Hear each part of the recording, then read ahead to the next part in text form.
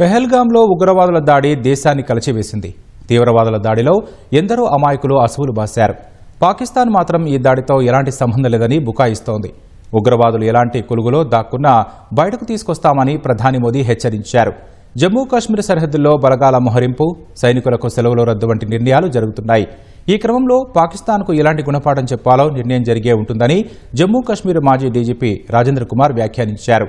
పాక్పై ఎప్పుడు, ఎక్కడ, ఎలా దాడి చేయాలనేది కేంద్రం అధ్యయనం చేశాకే తుది చర్య ఉండొచ్చన్నారు.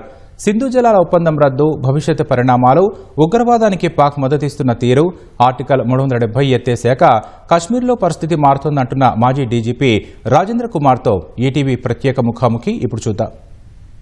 పహల్గాం లోయలో ఉగ్రవాదులు జరిపిన దాడి దేశాన్ని కలిచివేసింది. తీవ్రవాదుల దాడిలో ఎందరో అమాయకులు బలయ్యారు. కానీ పాకిస్తాన్ మాత్రం ఈ దాడితో ఎలాంటి సంబంధం లేదంటూ బుకాయిస్తుంది. ప్రధాని మాత్రం తీవ్రవాదులు కలుగులో దాక్కున్నా పట్టుకొని వారికి తగిన శిక్ష విధిస్తామంటూ ప్రకటన జారీ చేశారు. దీంతో ఒక్కసారిగా పరిస్థితులు ఉద్రిక్తంగా మారాయి. కాశ్మీర్ సరిహద్దుల్లో బలగాల మోహరింపు, అదేవిధంగా సైనిక దళాలకు సెలవుల రద్దు వంటి నిర్ణయాలు జరుగుతున్నాయి. ఈ పరిస్థితుల్లో దీర్ఘకాలం పోలీస్ అధికారిగా పనిచేసి మాజీ డీజీపీ రాజేంద్ర కుమార్ గారు మనతో ఉన్నారు. వారిని అడిగి మరిన్ని వివరాలు తెలుసుకున్నాం. సార్, కాశ్మీర్లో తీవ్రవాదుల దాడి తర్వాత ఎలాంటి పరిస్థితులు నెలకొని ఉన్నాయి? ఈ దాడి దేనికి సంకేతంగా మనం భావించవచ్చు?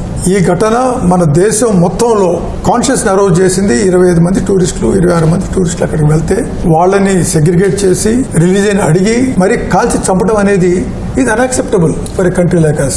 అంతేకాకుండా ఫిబ్రవరి 2019లో పుల్వామా ఇన్సిడెంట్ జరిగింది. పుల్వామా ఇన్సిడెంట్ లో లష్కర్ తోయిబా ఇన్వాల్వ్ అయిపోయింది. ఆ తర్వాత ఆగస్టులో ఆర్టికల్ 370 తీసేయడం జరిగింది. అప్పటి నుంచి ఎలిట్ లష్కర్ తోయిబా దీని నుంచి డిస్టెన్స్ చేసుకున్నాను అని చెప్పింది. కానీ ఒక షాడో మాస్క్ లాగా డిసోసియేట్ చేసుకున్నా కూడా దానికి ముందు ఫ్రంట్ ఆర్గనైజేషన్ టీఆర్ఎఫ్ ని పెట్టింది. అది లోకల్ ఆర్గనైజేషన్, ఇది పాకిస్తాన్ తో సంబంధం లేదు, లష్కర్ తోయిబాతో సంబంధం లేదు, మేము ఇంటర్నల్లీ చేస్తున్నాం అని చెప్పింది ఆర్గనైజేషన్ టీఆర్ఎఫ్. సో ఈ యొక్క పెహల్గాం లో జరిగిన సంఘటన కాగానే వెంటనే టీఆర్ఎఫ్ క్లెయిమ్ చేసింది. ఆర్టికల్ 370 తీసిన తర్వాత 85,000 మందికి డొమిసైల్ సర్టిఫికెట్ ఇచ్చారు.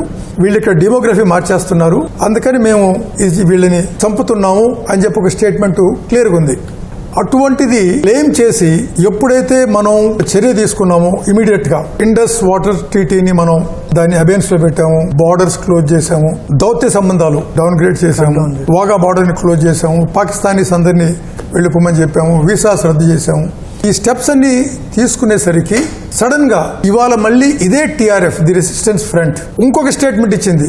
మాకు తెలియకుండా మా యొక్క వెబ్సైట్ ని మ్యానిపులేట్ చేసి ఎవరో ఇట్లాంటి స్టేట్మెంట్ ఇచ్చారు, మాకు దీంతో ఈ కాల్పులతో ఏం సంబంధం లేదు. అంతేకాకుండా భారతీయ ఏజెంట్స్, ఇండియన్ ఏజెంట్స్ మా టెక్నాలజీని మ్యానిపులేట్ చేసి వాళ్ళు అప్లోడ్ చేశారు, దాన్ని మాకేం సంబంధం లేదు అని చెప్పి వాళ్ళు ఇప్పుడు కంప్లీట్లీ డిజోన్ చేసుకున్నారు. పాకిస్తాన్ ఆర్మీ చీఫ్ ఆసిమ్ మునీర్ ఏం చెప్పాడు? ఏమనంటే హిందూస్ వేరు, ముస్లిమ్స్ వేరు, మనం కలిసి ఉండలేము, మన పిల్లలకి అందరికి చెప్పండి మన హిస్టరీ, మనం చాలా సుపీరియర్ అని రకరకాలుగా చెప్పి కశ్మీర్ మనకి జుగులార్ వెయిన్ లాంటిది అని చెప్పి ఒక రకంగా సిగ్నల్ ఇచ్చాడు. అంటే సార్, ఇప్పుడు అసలు యాక్చువల్ గా పాకిస్తాన్ లో పరిస్థితులు కూడా అంతా వాళ్ళకి ఫైనాన్షియల్ గా ఇన్స్టెబిలిటీ ఉంది, అక్కడ తీవ్రవాద చర్యలు, బలూచిస్తాన్ నుంచి ప్రెషర్ ఉంది. ఇన్ని ఉన్నా కూడా పాకిస్తాన్ ఇలాంటి దుశ్చర్యలకు ఎందుకు ఇచ్చేస్తుంది? వాళ్ళ ఆర్మీ చీఫ్ కూడా అలా ఎందుకు మాట్లాడుతున్నాడు అంటారు? ఆ ఆర్మీ చీఫ్ బ్యాక్గ్రౌండ్ మీరు చూస్తే వాళ్ళ ఫాదర్ ఒక ఇస్లామిక్ స్కాలర్, టీచర్ గా పనిచేసేవాడు, Islamic scholar. Ziaul Haq army chief గా ప్రెసిడెంట్ గా ఉన్నప్పుడు ఇతను ఆర్మీలో రిక్రూట్ అయ్యాడు. ఆ వాల్యూస్, ఆ ఇస్లామిక్ ఫండమెంటల్ వాల్యూస్ లో పాకిస్తాన్ ఆర్మీలో అతను రైజ్ అయ్యాడు. అంతేకాకుండా 2019 ఫిబ్రవరిలో పుల్వామా జరిగినప్పుడు ఇతనే డీజీ ఐఎస్ఐ గా ఉన్నాడు. ఇప్పుడు మళ్ళీ ఇతను ఆర్మీ చీఫ్. ఆ సిగ్నల్ ఇవ్వడం వీళ్ళకి అంటే ఒక ప్లాన్ ప్రకారం, పద్ధతి ప్రకారం ఇవన్నీ జరిగాయి ఇవి. సో ఎందుకు అంటే ఆర్మీ, పాకిస్తాన్ ఆర్మీ బెలూచిస్తాన్ లో చాలా దెబ్బలు తింటా ఉంది. కాబట్టి ఇతను అటెన్షన్ డైవర్ట్ చేయడానికి పాకిస్తాన్ లో ప్రస్తుతం ఉన్న పరిస్థితులు, పబ్లిక్ లో ఉన్న అసంతృప్తి డైవర్ట్ చేయడానికి ఈ ఒక్కటి మొదలు పెట్టాడు. వాడికి తెలుసు దీంతో ఇట్లాంటి చేస్తే ఇండియా ఒక విధమైన చర్యలు తీసుకుంటుందని. ఆ చర్యలు తీసుకోగానే అక్కడ పాకిస్తాన్ మొత్తం, అక్కడ పబ్లిక్ మళ్ళీ ఆర్మీ సపోర్ట్ చేస్తారన్న ఉద్దేశంతో ఇది చేసి ఉంటాడని చెప్పి నా యొక్క అసెస్మెంట్. దాడి జరిగిన తర్వాత మన ప్రభుత్వం కొన్ని చర్యలు తీసుకుంది. అందులో భాగంగా సింధు జలాలని ఆపేస్తాం. ఈ చర్య పాకిస్తాన్ కట్టడి చేయగలుగుతుందా? ఇది సాధ్యమవుతుందంటారా? ఇండస్ వాటర్ ట్రీటీని అబేయన్స్ లో పెట్టడం అనేది చాలా మేజర్ స్టెప్ భారత ప్రభుత్వం తీసుకోవటం. 1960లో వరల్డ్ బ్యాంక్ ద్వారా 2 కంట్రీస్ మధ్య చేయడం జరిగింది. ఈ ట్రీటీ 60లో సైన్ చేసిన తర్వాత మేజర్ వార్స్ మనం 65లో పాకిస్తాన్తో మేజర్ వార్ అయింది, 71లో జరిగింది మనకి, దెన్ 99లో మేజర్ వార్ జరిగింది.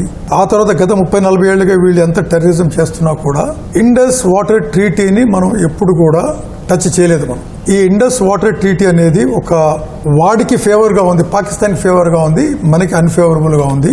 అప్పర్ రైపేరియన్ రైట్స్ మనం పైన ఉన్నాం, మనకి చాలా ఈ వాటర్ యూజ్ చేయాలి. మనకి దీనివల్ల జమ్మూ కాశ్మీర్ లో కండి ఏరియాస్ ఉన్నాయి, పంజాబ్ లో కొన్ని ఏరియాస్ ఉన్నాయి. ఆ ఏరియాస్ కి సరైన వాటర్ దొరకడం లేదు.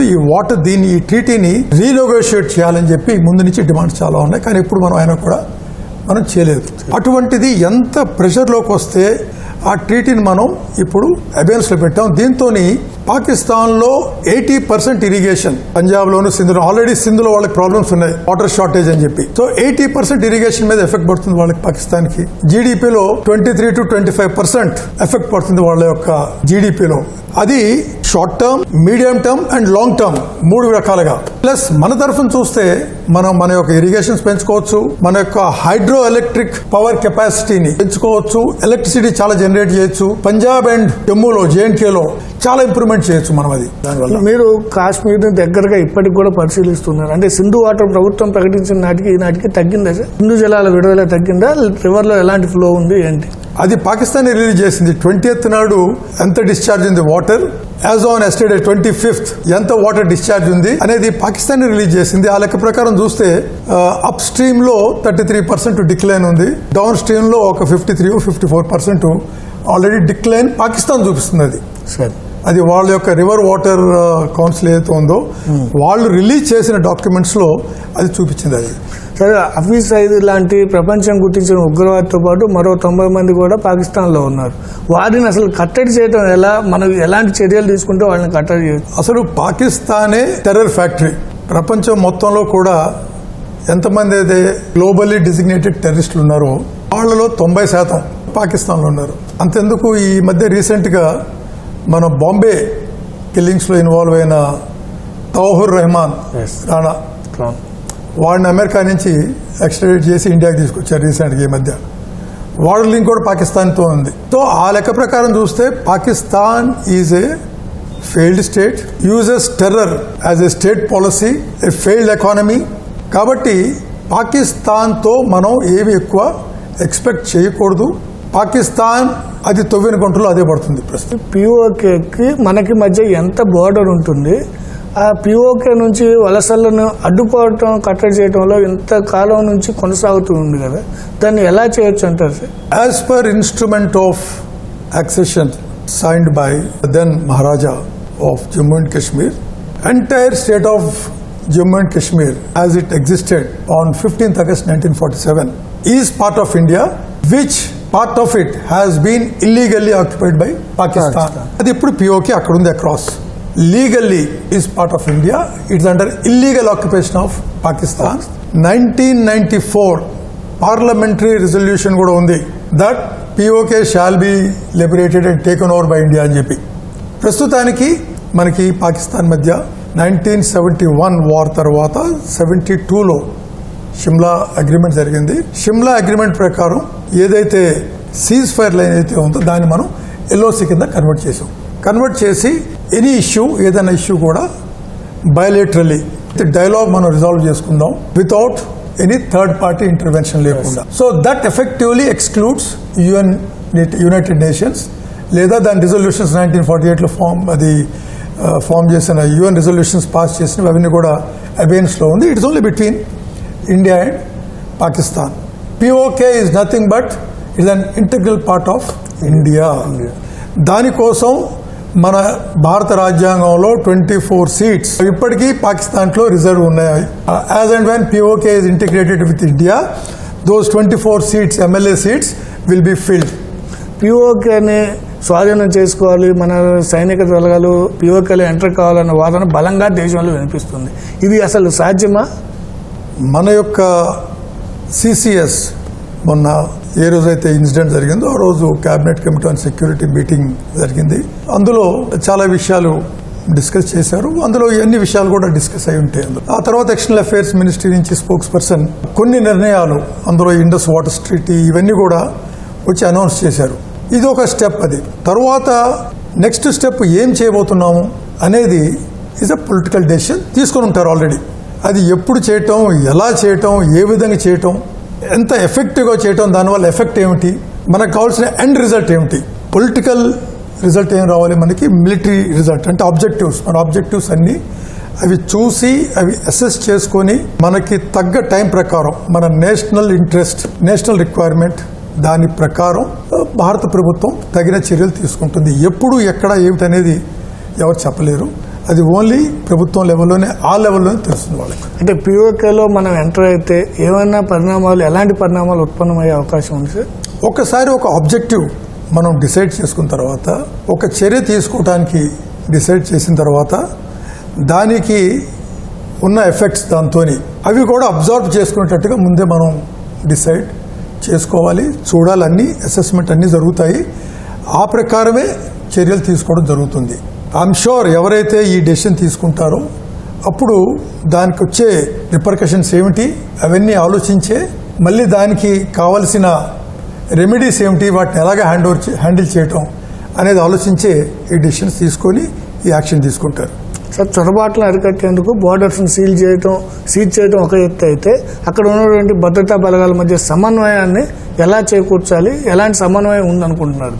జమ్మూ కాశ్మీర్లో గత 35-40 సంవత్సరాల నుంచి ఏదైతే ఈ యొక్క వాతావరణం నెలకొందో, అంటే కొంతమంది డిస్గంటల్డ్ ఎలిమెంట్స్ని, రాడికలైజ్డ్ ఎలిమెంట్స్ని వాళ్ళు ట్రైన్ చేసి ఇక్కడికి పంపించి అల్లకల్లోలాలు సృష్టించి అయితే పాకిస్తాన్ చేస్తూ ఉందో, ఇది 40 ఏళ్ళ నుంచి మనం డీల్ చేస్తూ ఉన్నాం. మొదట్లో పోలీస్ డీల్ చేస్తూ ఉండేది. తర్వాత ఎప్పుడైతే ఏ విధంగా అయితే ఈ యొక్క ఇంటెన్సిటీ పెరిగిందో కేంద్ర బలగాలు కూడా వచ్చాయి. దెన్ ఆర్మీ ఆల్సో ఇన్వాల్వ్ అయింది. ఎందుకంటే బార్డర్ నుంచి చాలా ఇన్ఫిల్ట్రేషన్ జరుగుతూ పోయింది. Over a period of time ఈ central forces, local police plus civil administration మధ్య ఒక సినర్జీ అనేది ఏర్పడింది. Working relationship, understanding and strong bond ఏర్పడింది. సో ఇప్పుడు ఏ యాక్టివిటీస్ చేసినా కూడా అన్నీ కలిపి అందరూ కూర్చొని డిస్కస్ చేసి there is a unified command, unified headquarter ఉంది, headed by earlier by the chief minister, now by the lieutenant governor. He is the head of the unified command. ఆయన ఆర్డర్ కింద, ఆయన కింద ఇవన్నీ బలగాలు, ఆర్మీ కానీ, జేఎండ్కే పోలీస్ కానీ, central reserve police force కానీ, ఇంకా మిగతా వేరియస్ కేంద్ర బలగాలు ప్లస్ ది సివిల్ అడ్మినిస్ట్రేషన్ ఒక పాలసీ లేయడం చేస్తారు, డిస్కస్ చేస్తారు. ఆ పాలసీని గ్రౌండ్లో మిగతా అందరూ కూడా కంపల్సరీగా ఇంప్లిమెంట్ చేస్తారు. So there is a very good coordination, సమన్వయం ఎప్పుడు ఉంటుంది ఆపరేషన్స్లో. సార్, ఇంకపోతే పహల్గామ్ దాడి తర్వాత ఎన్నడూ లేనట్లుగా స్థానికంగా నుంచి కూడా మనకి అనుకూలత వాతావరణం ఉంది. అక్కడి ప్రజలు కానీ, వ్యాపారులు కానీ స్వచ్ఛందంగా వచ్చి బంద్ చేస్తున్నారు. సో ఇది మనకి ఎలాంటి పరిణామంగా మీరు అభివర్ణిస్తారు? దీన్ని 370 కంటే ముందు, 370 కంటే తర్వాత 2 ఫేజెస్ కింద చూడండి మీరు. ఆర్టికల్ 370 తీయడానికి ముందు మీరు చూస్తే ఆ పరిస్థితుల్లో రోజు స్టోన్ పెల్టింగ్ జరుగుతూ ఉండేది, హడతాల్ కాల్స్ ఉండేవి, సెపరేటిస్టులు అందరూ స్ట్రీట్స్ మీదకి వచ్చేవాళ్ళు, రోజు పేపర్స్లో స్టేట్మెంట్స్, కిల్లింగ్స్ ఇవన్నీ జరుగుతూ ఉండేవి. సో పబ్లిక్ మైండ్లో కూడా ఏముండేదంటే కాన్స్టిట్యూషన్, సెపరేట్ కాన్స్టిట్యూషన్, జేఎండ్కేకి సెపరేట్ కాన్స్టిట్యూషన్ ఉంది, ఆర్టికల్ 370, జేఎండ్కేకి సెపరేట్ ఫ్లాగ్ ఉంది. సో వాళ్ళ మనసుల్లో కూడా, మైండ్లో కూడా ఏముంది అంటే, ఇది ఇప్పుడన్నా మేము సెపరేట్ అవుతాం, మాకు అటానమీ ఉంది అన్ని రకాలుగా, భారత ప్రభుత్వం మమ్మల్ని ఏం చేయలేదు, 370 పర్మనెంట్. కాన్స్టిట్యూషన్ ప్రకారం ఆర్టికల్ 370 వాజ్ ఏ టెంపరీ. దాన్ని ఇన్సర్ట్ చేసినప్పుడు చెప్పారు article 370 it's a temporary article, as and when the situation improves it can be removed అని చెప్పి. జేఎండ్కేలో tourism is the main industry. పెద్ద ఎత్తున టూరిస్టులు పోతే అక్కడ హోటల్స్కి బిజినెస్ వస్తూ ఉంది, షాప్ కీపర్స్కి బిజినెస్ వస్తుంది, ట్యాక్సీ వాళ్ళకి బిజినెస్ ఉంది, హ్యాండీక్రాఫ్ట్స్కి బిజినెస్ ఉంది. పోలీస్ చాలా ప్లేసెస్లో, ఈ టూరిస్ట్ ప్లేసెస్లో గుర్రాల మీద పోతూ ఉంటారు. ఎక్కడికైతే ట్రాక్స్ ఉండో అక్కడ ట్రెక్కింగ్, వాటిలో లైక్ ఈ బైసరన్ ప్లేస్ ఉంది, అక్కడ పోవాలంటే 5 కిలోమీటర్లు గుర్రాల మీద పోవాలి. ఆ గుర్రాలు నడిపించే పోనీ వాళ్ళస్ ఉంటారు, వాళ్ళకి ఆదాయం రావడం, అంటే వాళ్ళకి కూడా ఆదాయం రావడం. సో ఒక విధంగా చూస్తే అక్కడ పబ్లిక్ అంతా కూడా నరేటివ్ మారి, అరే మాకింత లాభాలు నేను తెలియదు, ఇంతమంది టూరిస్టులు రావటం, వాళ్ళ యొక్క జీవనోపాధి కలగటం, డెవలప్మెంటల్ యాక్టివిటీస్ కలగటం, ఎంప్లాయ్మెంట్ ఆపర్చునిటీస్ పెరగటం, ట్రైన్ కనెక్టివిటీ పెరగటంతో వాళ్ళ యొక్క ఫ్రూట్స్ కానీ, వాళ్ళ యొక్క హార్టికల్చర్ ప్రొడ్యూస్ కానీ రోడ్ కనెక్టివిటీ కానీ ఇప్పుడు శ్రీనగర్ నుంచి జమ్మూ రావడానికి ఒక 7-8 గంటలు పడుతుంది మీరు ట్రైన్ వస్తే 3 అవర్స్ చేరిపోతారు మీరు శ్రీనగర్. సో ఆ డెవలప్మెంటల్ యాక్టివిటీస్ జరగడంతో ఆ నెరేటివ్ పాకిస్తాన్ నుంచి చూడటం వదిలిపెట్టేసి ఇటువైపు చూడటం మొదలుపెట్టారు. పబ్లిక్కి తెలిసిపోయింది మమ్మల్ని ఇంతకాలం అంధకారంలో ఉంచారు, ఇప్పుడు మాకు ఒక విధంగా డెవలప్మెంట్ కనపడతా ఉంది కాబట్టి వాళ్ళు ప్రజలు ఈ సైడ్ రావడం మొదలుపెట్టారు. అంటే ఒకప్పుడు లాఠీ వాడి చేతిలో ఉంది, మిలిటెంట్స్ చేతిలో ఉంది. ఇప్పుడు మనం ఎప్పుడైతే గట్టిగా మనం చూపించే వాళ్ళకి మన యొక్క స్టేట్ అథారిటీని ఎక్సర్సైజ్ చేసాము, సరైన మార్గం చూపించాము, ఆటోమేటిక్గా ప్రజలు మన సైడ్ వస్తారు. That is what is happening now.